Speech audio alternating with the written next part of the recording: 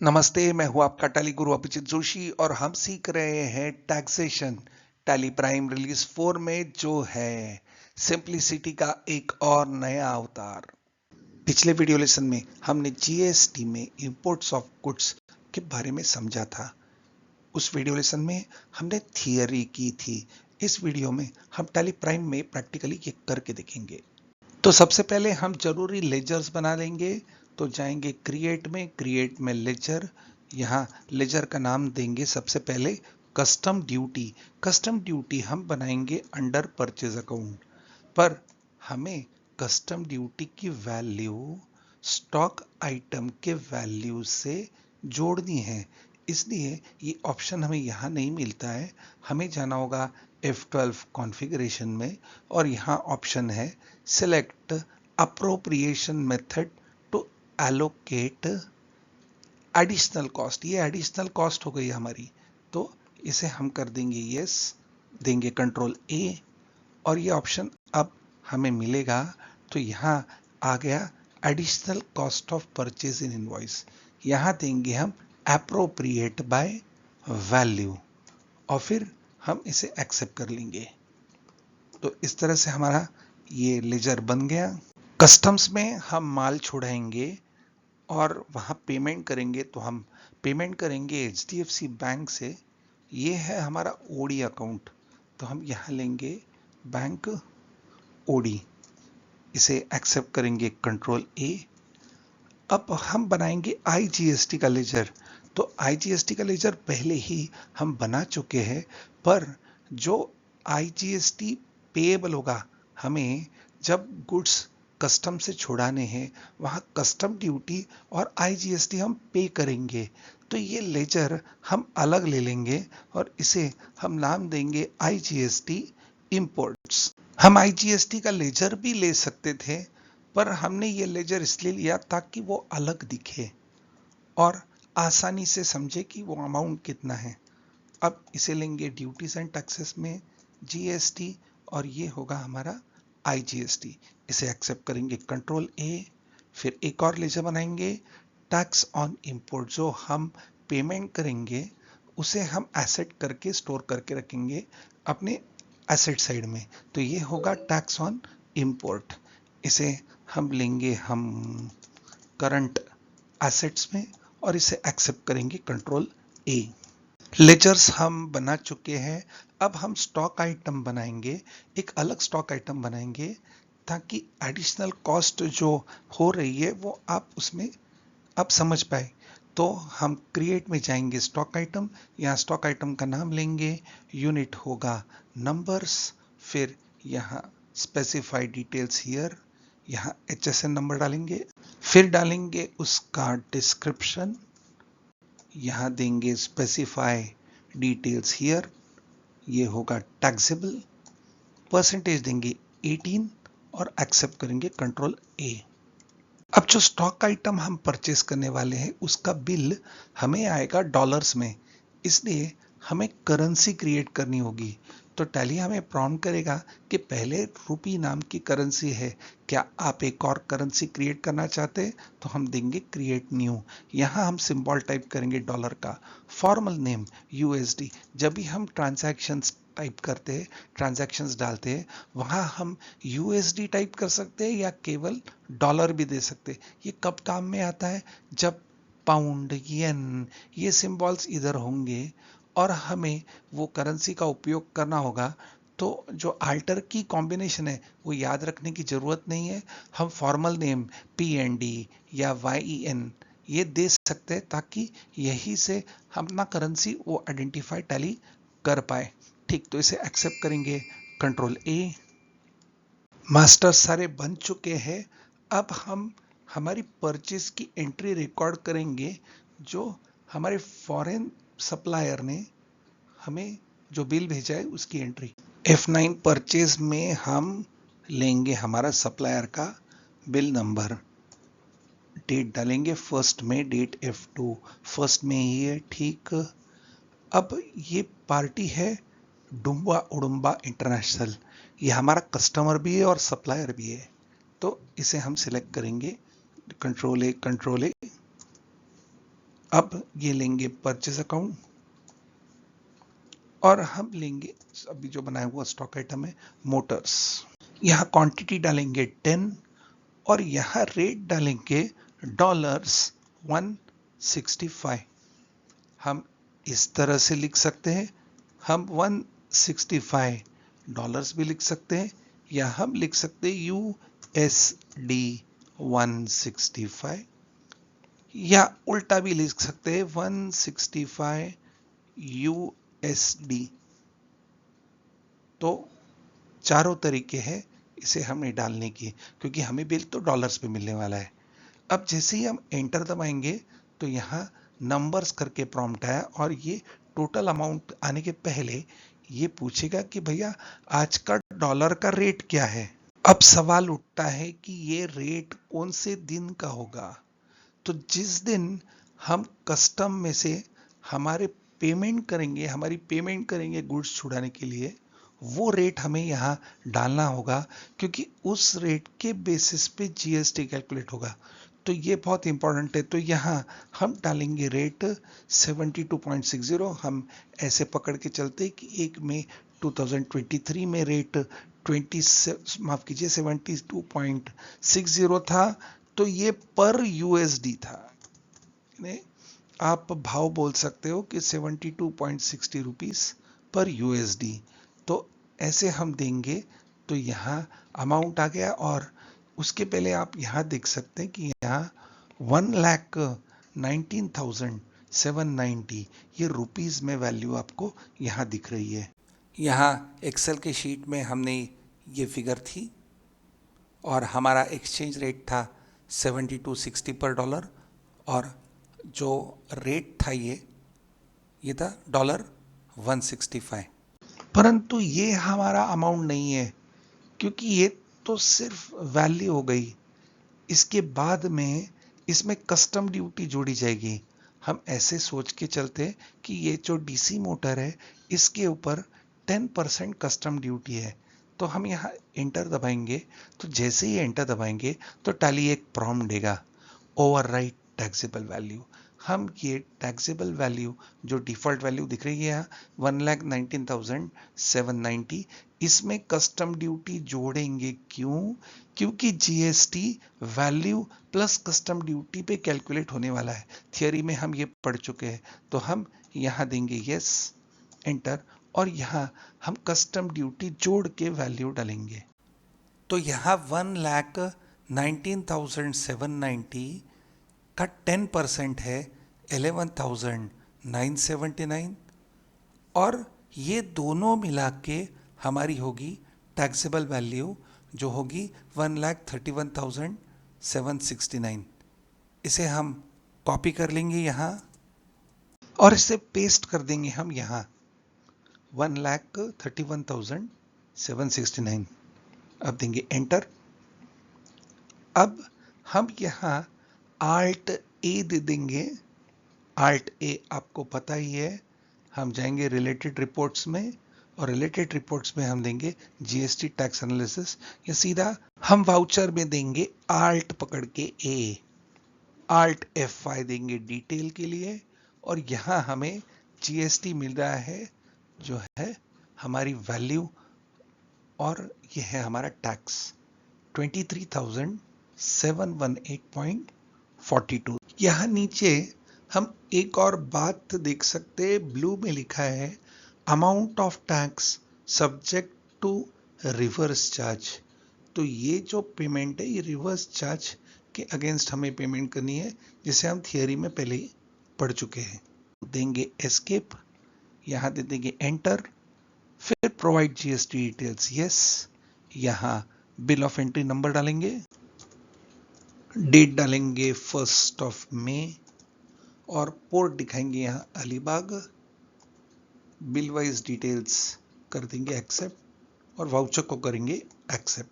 अब एंट्री पास होने के बाद हम चेक करेंगे GSTR3 भी। तो जाएंगे गो टू में GSTR3 देंगे एंटर।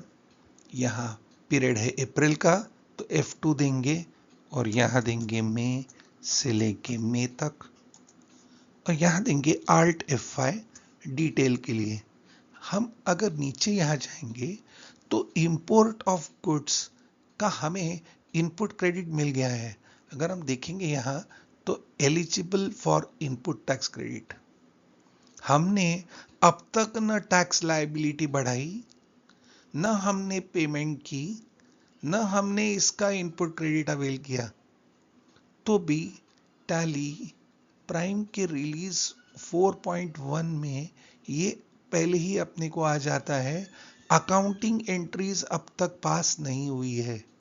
तो अगर आप टैली प्राइम रिलीज 4.1 यूज कर रहे हो तो ये पोस्टिंग हो जाएगी अपने आप GSTR 3B में, पर अकाउंटिंग एंट्रीज पे उनका असर नहीं होगा। पर उसके रिलीज के पहले आपको अकाउंटिंग एंट्रीज डालनी होती थी और तब GSTR अपडेट होता था।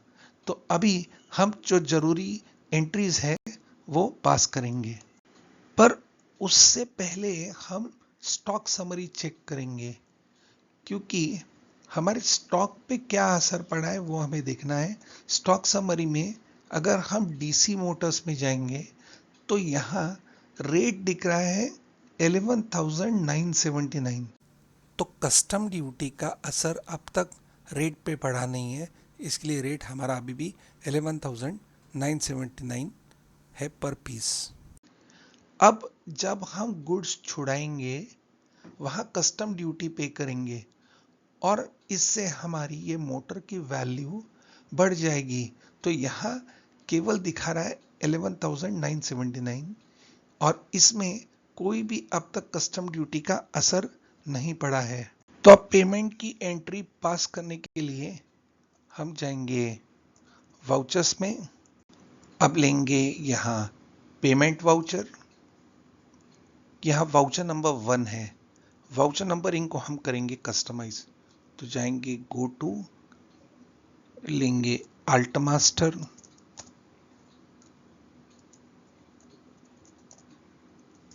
वाउचर टाइप्स को अल्टर करेंगे, यहां लेंगे पेमेंट, इधर कर देंगे automatic manual override, prevent duplicates yes, set alter additional numbering, width of numeric part 5, prefill with 0 को रखेंगे यस, फिर यहां देंगे अप्रैल, इधर प्रीफिक्स देंगे PA- और सफिक्स देंगे ऑब्लिक 23-24 जो हमारा अकाउंटिंग पीरियड है। देंगे कंट्रोल ए, एस्केप एस्केप। अब हम पेमेंट करेंगे हमारे HDFC OD अकाउंट से और यहां पहले लेंगे कस्टम ड्यूटी। अब जैसे ही हम कस्टम ड्यूटी लेंगे यहाँ नेम ऑफ आइटम आएगा। तो हमने खरीदी थी मोटर्स, क्वांटिटी पहले से ही 10 है। अगर आप देखेंगे तो यहाँ 10 नंबर्स है, तो परचेस से 10 नंबर्स का स्टॉक हमारा बढ़ चुका है, तो यहाँ क्वांटिटी नहीं डालेंगे और सीधा यहाँ अमाउंट टाइप करेंगे जो हमारा कस्टम ड्यूटी का टोटल अमाउंट है। अब एंटर देंगे। अब यहाँ लेंगे हम हमारा IGST का लेजर जो इंपोर्ट के लिए हमने अलग बना के रखा है और यहाँ हम डालेंगे वो अमाउंट जो है 23,718.42। अब हम इस वाउचर को करेंगे एक्सेप्ट।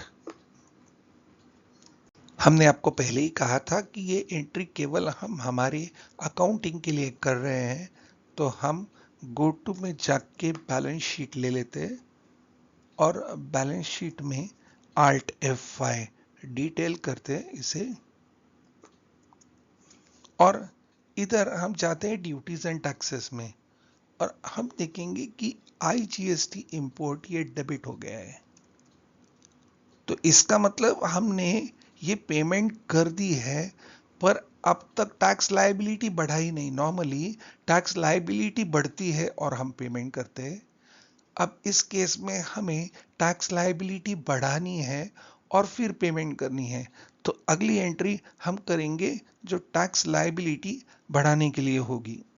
तो ये एंट्री पास करेंगे हम जर्नल करके, तो क्लिक करेंगे जर्नल। तो डेबिट हम करेंगे टैक्स पेड ऑन इंपोर्ट्स, ये अमाउंट डाल देंगे और फिर हम यहाँ क्रेडिट कर देंगे हमारे IGST इंपोर्ट के लेजर को। तो ये 0 हो गया। तो यहाँ हमने क्रेडिट करके लायबिलिटी बढ़ाई और वहाँ डेबिट हो गया पेमेंट में। ये एंट्री हम एक्सेप्ट कर देते हैं। तो अब हम पेमेंट कर चुके हैं और जो पैसा हमने भरा है वो एसेट साइड में दिख रहा है। बैलेंस शीट में जाएंगे, Alt F5 डिटेल देंगे, तो यहाँ है टैक्स ऑन इंपोर्ट। तो ये अमाउंट हम गवर्नमेंट को भर चुके हैं। अब इसका इनपुट क्रेडिट हमें लेना है, तो ये अब एंट्री हम पास करेंगे। फिर से लेंगे F7 जर्नल, यहाँ लेंगे स्टार्ट एडजस्टमेंट, यहाँ क्लिक करेंगे स्टार्ट एडजस्टमेंट पे और देंगे GST। फिर ये होगा increase of input tax credit. हमें इसे हमारा इनपुट क्रेडिट बढ़ाना है, तो इसलिए हम लेंगे increase in input tax credit. क्यों? क्योंकि इंपोर्ट ऑफ गुड्स, कारण है इंपोर्ट ऑफ गुड्स। यहां हम डेबिट करेंगे हमारे इनपुट IGST के लेजर को। फिर यहां हमें रेट डालना होगा जो था 18%, और यहाँ हमारी टोटल टैक्स वैल्यू जो थी वो यहाँ हमने डाल दी है। तो यह अमाउंट है हमारा bill amount plus custom duty. तो देंगे एंटर। यहाँ डेबिट होगा 23,718.42 और अब यहाँ क्रेडिट करेंगे हम हमारा टैक्स ऑन इंपोर्ट जो हमारा करंट एसेट है। तो ये 0 हो गया। देंगे enter. Provide GST details yes. यहाँ पार्टी नेम देंगे हम डुम्बा उडुम्बा, देंगे कंट्रोल A और ये एंट्री हम कर देंगे एक्सेप्ट। फिर से मैं आपको याद दिला दूं कि टैली प्राइम रिलीज 4.1 में सिर्फ परचेज की एंट्री पास करने के बाद हमारी पोस्टिंग GSTR 3B में आ जाती है। बाकी की एंट्रीज केवल अकाउंटिंग के लिए हमने की थी। अगर GSTR का रिपोर्ट हम GSTR 3B का रिपोर्ट हम मई में देखेंगे तो आप देख सकते हैं यहाँ जो इनपुट टैक्स क्रेडिट डिटेल में देखेंगे Alt F5, तो हम देख सकते हैं ये इनपुट क्रेडिट केवल इतना ही है जो यहाँ दिखा रहा है इंपोर्ट ऑफ गुड्स में। इसमें कोई भी बदलाव नहीं आया है। GSTR 3B पे कोई भी इसका असर पड़ने वाला नहीं है। तो ये हो गया GST रिपोर्ट्स के बारे में। अकाउंटिंग भी हमने देख ली, पर एक और इफेक्ट हुआ था जो था इन्वेंट्री पे। स्टॉक समरी, स्टॉक समरी में अब हम देख सकते हैं कि हमारी DC मोटर की कॉस्ट अब आ गई है 13,176। ये रेट पहले 11,979 था।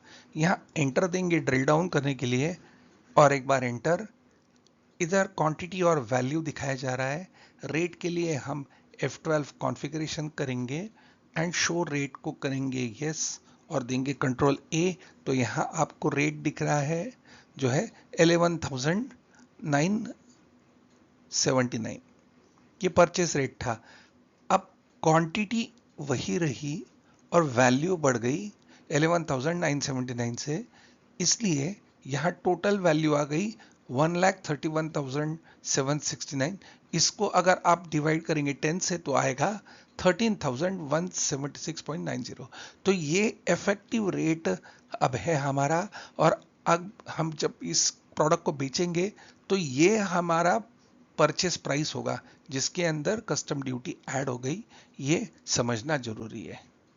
तो ये था हमारा वीडियो इंपोर्ट्स GST के साथ। Thank you.